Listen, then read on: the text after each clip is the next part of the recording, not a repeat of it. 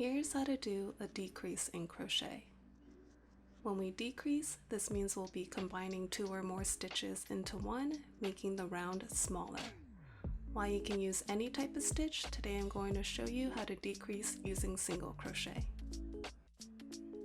So we're going to start by inserting our hook into the stitch, yarn over, and then pull through to bring up a loop. Now we had 2 loops on our hook.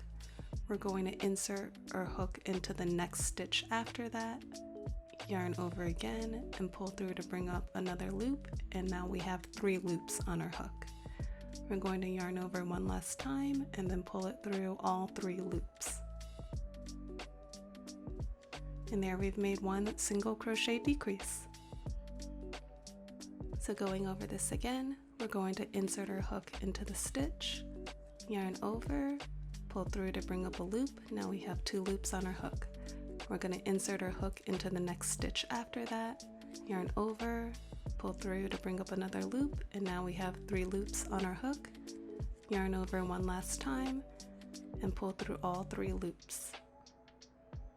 Just going to tighten this a little bit, and there we've made another single crochet decrease. And that's how you decrease in crochet.